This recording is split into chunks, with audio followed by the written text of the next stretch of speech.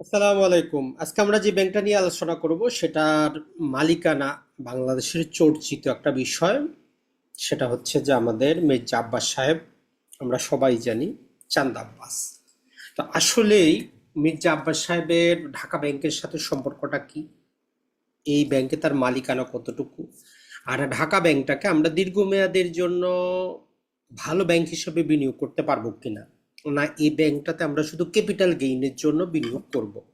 তো আমাদের মোটামুটি ব্যাংক রিলেটেড যে সমস্ত ভিডিও ছিল ভালো ব্যাংকগুলো রিলেটেড মোটামুটি শেষের দিকে প্লে লিস্টে আসতে আপনি দেখে নেবেন, যেখানে আমরা city bank, BRAC bank, prime bank, মোটামুটি টপ কোয়ালিটি 10টা ব্যাংক আলোচনা করেছি।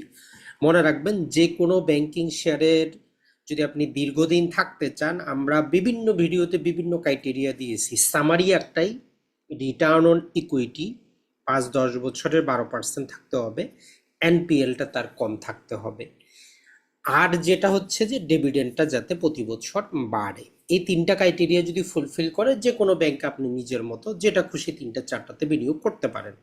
তো চলুন দেখা যাক আমাদের এই মানদণ্ডে ঢাকা ব্যাংকটা আসলে টিকতেছে কিনা। তো বাংলাদেশের শেয়ার বাজারে নিবন্ধিত 36টা ব্যাংক আছে।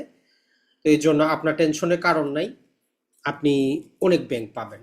তো প্রথমেই আমাদের যে ব্যক্তির কথা না বললেই হয় না, তো যাই হোক, ব্যক্তি বয়স্ক, অসুস্থ। তো আমাদের নাসরুদ্দিন পাটোয়ারি সাহেবও আর চান্দা আব্বাস বলতেছেন না, তো আমরাও আপাতত আর বলতেছি না যে চান্দা আব্বাস।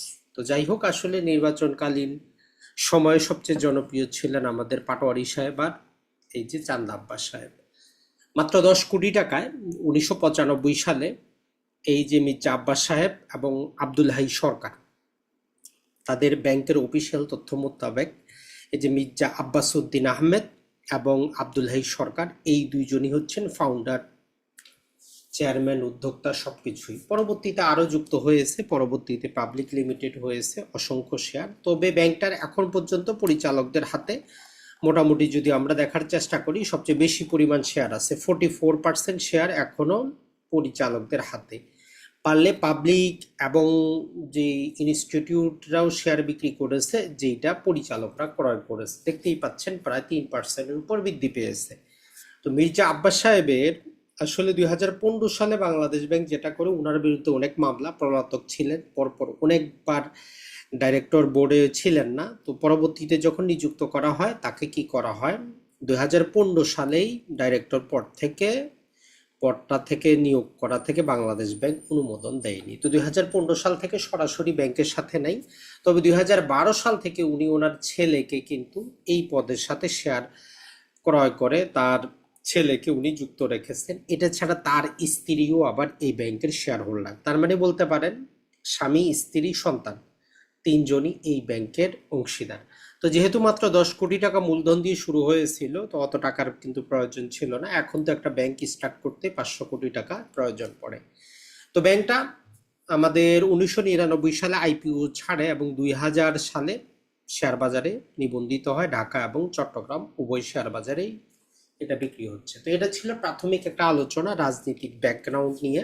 তো একটা জিনিস মনে রাখবেন, রাজনৈতিক ব্যাকগ্রাউন্ড যতই থাকুক, ব্যাংক কখনোই শুধুমাত্র রাজনৈতিক প্রেক্ষাপটের কারণে ভালো করতে পারে না। হয়তো তার রাজনৈতিক সুবিধা নিয়ে সে ব্যবসাপাতি, লোন নিয়ে নানা প্রকার কিছু করতে পারে, যেই কোনো ব্যাংক। আপনি সেটা ন্যাশনাল ব্যাংক আব্দুল হাই পিন্টু সাহেবের কথা বলেন, ওইটাতেও কোনো লাভ হবে না। দুটারই অবস্থা অতটা ভালো না। তারপরেও দেখার চেষ্টা করি আমরা অবস্থাটা ভিতরে কি আছে। এখন পর্যন্ত 116টা তাদের শাখা আছে। এর মধ্যে তাদের আসলে শহরাঞ্চলেই শাখাগুলো বেশি, 88টা। রুরাল গ্রামাঞ্চলে এদের অতটা জিনিস নাই।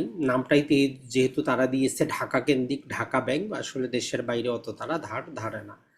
তো সাব ব্রাঞ্চ আছে 33টা, এসএমই তারা চালু করেছে 23টা। এটা ছাড়া অফশোর ব্যাংকিং আছে 2টা, এটা ইসলামিক ব্যাংকিংও তারা চালু করেছে। তো বলতে পারি যে আমরা মোটামুটি তারা ধীরে ধীরে গ্রো করার চেষ্টা করতেছে, তবে অতটা গ্রোথ ছিল না যেটা অন্যান্য ব্যাংকগুলো আছে। তাদের দুটো সাবসিডারি আছে, একটা হচ্ছে Dhaka bank securities brokerage house, আর একটা হচ্ছে ঢাকা ব্যাংক ইনভেস্টমেন্ট। দুটাতেই বলতে পারি যে আমরা 100% ঢাকা ব্যাংকেরই মালিকানা।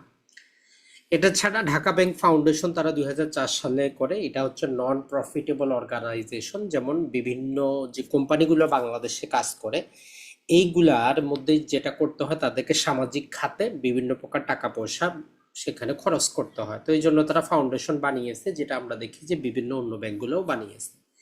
এখন এই ব্যাংকটাকে আমরা বলতে পারি যে আসলে এরা বর্তমানে ইসলামিক ব্যাংকিংটা চালু করেছে। যদি গ্রোথ করতে পারে ভালো হয়তো করবে। এটা ছাড়া এদের অফশোর ব্যাংকিং এবং অ্যাসেমিং ব্যাংকিং এর প্রতি মনোযোগ বর্তমানে দিয়েছে। শাখা অতটা তাদের বেশি না। তো বলতে পারি যে একটা ছোট আকৃতির ব্যাংক, শুধু ঢাকা কেন্দ্রিকই বলতে পারবো যে আমরা ব্যবসা করার জন্য। এখন ব্যবসা তারা কি করতেছে সেগুলো যদি একটু অ্যানালাইসিস করার চেষ্টা করি, যেগুলো জাস্ট আমাদের শুধু একটা কাজে আসবে, 2024 সালের অ্যানুয়াল রিপোর্ট থেকে নেওয়া হয়েছে। তো যেটা হচ্ছে যে আসলে তাদের 2023 সালে শেয়ার প্রতি 1 টাকা 72 পয়সা আয় ছিল, 2024 সালে 1 টাকা 24 পয়সা কমে গেছে। তো বর্তমানে 2025 আরো কমতেছে, তার মানে তার আর্নিংটা কিন্তু কমে যাচ্ছে।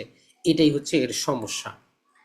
এরপরে যদি আমরা দেখার চেষ্টা করি, তার আর ও এ আসলে খুবই কম, 0.31 0.48, তার মানে ব্যাংকটার ম্যানেজমেন্ট দক্ষ না, আর যে অ্যাসেট আছে এটা ব্যবহার করতে পারতেছে না। এরপরে যদি তাদের আমরা যদি দেখার চেষ্টা করি, আর ও ই 5.71 8.15, তার মানে এটা বিনিয়োগের যোগ্য। এটাতে আপনি কি করতে পারেন, আপনি চাইলে ট্রেডিং করতে পারেন। ক্যাপিটাল যদি কম দামে থাকে তাহলে আপনি কিনে ক্যাপিটাল গেইন করে বিক্রি করে বের হয়ে যাইতে পারেন।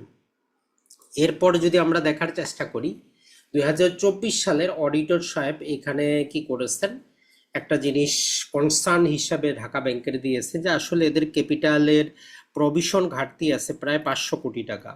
তো বাংলাদেশ ব্যাংকের স্পেশাল পারমিশনে, স্পেশাল অনুমতির মাধ্যমে তারা কি করেছে, যে ডিভিডেন্ডগুলা কিন্তু দিয়েছে। তো এই যে প্রভিশন ফল্ট আছে তাদের 500 কোটি টাকা, এটা কিন্তু ওই ইনকাম থেকে ধীরে ধীরে তাদের কি করতে হবে, এই যে প্রভিশনটা সংরক্ষণ করতে হবে। এটা একটা রেড সাইন, মনে রাখবেন। যতই স্পেশাল পারমিশনের মাধ্যমে কি করুক তারা এইটা ডিভিডেন্ডগুলা দেখ, এবার জানি না তারা কি করবে। তো স্পেশাল একটা পত্রের নাম্বার উল্লেখ করা আছে, ওই পত্রের মাধ্যমে দিয়েছে। তবে তাদের বর্তমানে এনপিএলটা 10%-এর কমে আছে ঢাকা ব্যাংকের। তো এটা জাস্ট এই জন্যই আমরা বললাম, কারণ তাদের প্রভিশন ঘাটতি আছে, স্পেশাল পারমিশনে কি করা হয়েছিল, ডিভিডেন্ড দেওয়া হয়েছিল। তো এবারও হয়তো দিতে পারে। তো এদের সমস্যা যেটা আরো দেখেন সেটা হচ্ছে নেট ইন্টারেস্ট ইনকামটা খুবই কম। যদি আমরা বলি গত 4 বছরেরও যদি দেখি 2%-এরও কিন্তু কম। এদের যে নন ইন্টারেস্ট ইনকামটাই মোটামুটি বেশি, অর্থাৎ তারা লোন দিয়ে প্রকৃত সেখান থেকে ইনকামটা কম। বিভিন্ন প্রকার ইনভেস্টমেন্ট, শেয়ার বাজার, এখানে সেখানে ট্রেজারি বন্ডে তাদের বিনিয়োগ আছে, সেখান থেকেই তারা কি করতেছে, লাভ করতেছে। নেট প্রফিট মার্জিন যদি আমরা দেখার চেষ্টা করি, 3%, 5%, 6%, 9%, অন্যান্য ভালো ব্যাংকগুলার যেখানে 20%-এর উপরে। তাহলে এটা দীর্ঘমেয়াদের জন্য ব্যাংক না, দীর্ঘমেয়াদে আপনি বিনিয়োগ না করাই ভালো। এর যদি আমরা আর্নিংটা দেখেন, 2020 সালে ছিল শেয়ার প্রতি তার 2 টাকা সামথিং, 2021 সালেও 2 টাকা, 2022 সালে কমে গেছে, 23 সালে একটু বাড়ছিল, 24 আরো কমছে। কিছুটা শেয়ার তারা বোনাস দিয়েছিল, তবে ওই বোনাস শেয়ারের বিপরীতে ইনকামটা উঠাইতে পারে নাই। প্রাইস টু আর্নিং রেশিও হিসাবেও যেটা যদি আমরা দেখি, প্রাইস আর্নিং রেশিও 2020 সালে 6.9 ছিল, 21-এও 6.86, 22-এ একটু বাড়লো, 23-এ আরে মোটামুটি একটু কমছে, 24-এ আরও কিন্তু বাড়ছে। এখন যদি এদের আমরা মোটামুটি রিটার্ন যদি দেখার চেষ্টা করি, রিটার্ন অন ইকুইটিটা দেখেন 5, 8, 8, 10, 10, তার মানে এটা বিনিয়োগযোগ্য কোনো শেয়ারই না। তো আজকের বাজারে যদি আমরা দেখার চেষ্টা করি, ঢাকা স্টক এক্সচেঞ্জে, তো আজকের বাজারের শেয়ারের ক্ষেত্রে মোটামুটি যদি আমরা দেখার চেষ্টা করি, 12 টাকা 6 পয়সায় ওপেন হয়েছিল, ক্লোজ হয়েছে গতকালকে ছিল 12 টাকা 50 পয়সায়। সর্বোচ্চ 16 টাকা পর্যন্ত গিয়েছিল শেয়ারটা, সর্বনিম্ন 9 টাকা 6 পয়সা। ন্যাব আছে তার 22 টাকা, ইপিএস হচ্ছে 1.77, পি রেশিও 7। তো মোটামুটি তার শেয়ার সংখ্যাও প্রায় যদি আমরা বলি 105 কোটির উপরে। আর যেখানে সবচেয়ে ভালো দিক হচ্ছে যে উদ্যোক্তা পরিচালকদের কাছে আসলে শেয়ার সংখ্যাটা বেশি। তো যেহেতু এই শেয়ারটা অতটা ভালো করতে পারতেছে না, ওই জন্য যারা এই ইনস্টিটিউশন আছে, বিদেশি কোনো বিনিয়োগ এখানে কিন্তু নাই। তো এটাও কিন্তু আপনাকে মাথায় রাখতে হবে। তাইলে এটা দ্বারা আপনি করবেন কি, তো এটা হচ্ছে যদি আপনি কম দামে যখন আপনি পাবেন তখন আপনি কি করবেন, নিয়ে ক্যাপিটাল গেইন করে বিক্রি করে দিতে পারেন। এটা ছাড়া ঢাকা ব্যাংকের আসলে যদি আমরা বলি, এটার এদের ডাইরেক্টর পদে বর্তমানে আব্বাস সাহেব তো আর নাই। আব্বাস সাহেবের স্ত্রী ডাইরেক্টর পদে যদি বোর্ড অফ ডাইরেক্টর আমরা দেখতে চাই, বোর্ড অফ স্পন্সর শেয়ার হোল্ডারের ক্ষেত্রে তার স্ত্রীর নামও দেওয়া আছে। যদি আমরা দেখার চেষ্টা করি, মির্জা আব্বাস, আফরোজা আব্বাস এবং হচ্ছে তার ছেলে আছে। তো রাজনৈতিক বিবেচনায় আসলে যদি আমরা দেখি, অনেক ক্ষেত্রে কাজ করে রাজনৈতিক বিবেচনা। যেমন ধরেন যে কোনো কোম্পানি আছে যেগুলো লোন নিতে পারে না, নানা প্রকার সুযোগ সুবিধা পায় না, কিন্তু যেহেতু এটা একটা ব্যাংক, ব্যাংক একদিনও গ্রো করতে পারে না। তো অতএব শুধুমাত্র মির্জা আব্বাস সাহেব বিএনপি ক্ষমতায় এসেছে বলে যে ঢাকা ব্যাংক ভালো করবে এটা না। তো আপনি যদি কম দামে পান, নিয়ে আবার বিক্রি করে দিতে পারেন। তো কমেন্ট সেকশনে জানাবেন যদি আর কোনো ব্যাংক সম্পর্কে ধারণা থাকে। যে অনেকেই চাচ্ছিলেন যে ডাচ বাংলা ব্যাংক নিয়ে, আসলে ডাচ বাংলা ব্যাংকটা মোটামুটি ভালো সবকিছুই, কিন্তু বর্তমানে তাদের গ্রোথ কম। ট্রাস্ট ব্যাংকও ভালো, বর্তমানে ইপিএস তাদের কমে যাচ্ছে। এমটিবিও ভালো, গ্রোথ তাদের কমে যাচ্ছে। তো এই জন্য এই সমস্ত ব্যাংকে না গিয়ে আপাতত যেগুলো ভালো করতেছে সেগুলোর সাথে আপনারা যান। আপনার 10টা 20টা ব্যাংক তো কেনার দরকার নেই। যেমন 5টা ব্যাংক কিনলে আপনার ফাটাফাটি। তার মধ্যে যেমন আপনি ব্রাক ব্যাংক নিতে পারেন, এরপরে সিটি ব্যাংক নিতে পারেন, এরপরে ধরেন যে ইবিএল আছে, উত্তরা আছে, পুবালি আছে, প্রাইম আছে। এই কয়টা নিলে আপনার জন্য যথেষ্ট। এটা ছাড়া ব্যাংক এশিয়া নতুন করে ভালো করতেছে, চাইলে ব্যাংক এশিয়াও নিতে পারেন। এর বাইরে অন্য যে ব্যাংকগুলো আছে আসলে এগুলোতে বিনিয়োগ না করাই ভালো। তারপরও আপনার খুশি, যে কোনো শেয়ার কেনার পূর্বে আরো যাচাই বাছাই করার চেষ্টা করবেন। ভালো থাকবেন, সুস্থ থাকবেন। আসসালামু আলাইকুম।